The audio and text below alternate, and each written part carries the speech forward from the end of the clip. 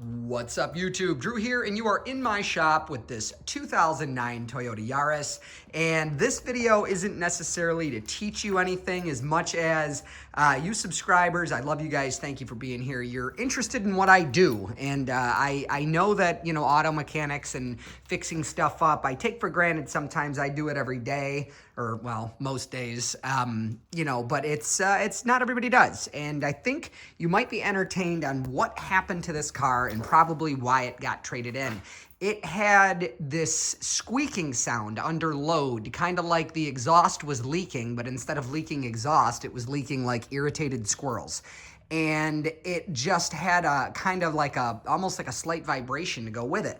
So the first thing I wanted to check out was the donut gasket and reach around it and feel that's the gasket. Let me show you here. Someday, pray for me, someday I get a lift. It's the gasket that hangs out right where that flange goes to the exhaust manifold. And for the sake of teaching you, this is what it looks like. So this is, it's like a trumpeted end, and this fits around the pipe coming out of the engine. There's an exhaust manifold on the engine, and then one pipe coming out, and then that guy fits around that pipe and in there. And that allows this to flex a little bit, and then there's spring-loaded bolts that hold it all together. And that's actually why when your Prius rocks back and forth in park, you hear a squeak. You're actually hearing the engine rotate a little bit because essentially it's connected to the transmission that's stopping your car. It's very common in Prius, that squeak. And the engine's rotating a little bit and flexing that joint. So, you know, it shouldn't be messed up, but, you know, let's take a look and see why. Well, I already fixed it, but what I ended up finding was that exhaust hanger was bent and literally pointing. So it points like this to the front of the car. And the other hanger is on the car, and it connects like that and that. Well, the bottom one that's on the exhaust was bent back this way and putting an absurd amount of pressure forward, so much so I discovered it because I couldn't even pull the exhaust back to get the old donut gasket out, right? So that was putting an absurd amount of pressure forward, which, you know, by putting any kind of pressure on an engine like that, is you're going to feel more vibrations. You know, I mean, an engine is suspended very intentionally by motor mounts, which, you know, like that guy right there, and that manages the vibration. But the exhaust isn't meant to do all that. But so with that pressure there, it kind of changed the harmonics of the vibrations, the natural vibrations of the driveline, and made them more feelable, if that's a word. And it also wore the crap out of that gasket. I don't know. Oh, I did save it. I set it over here. This is what was left of that donut gasket.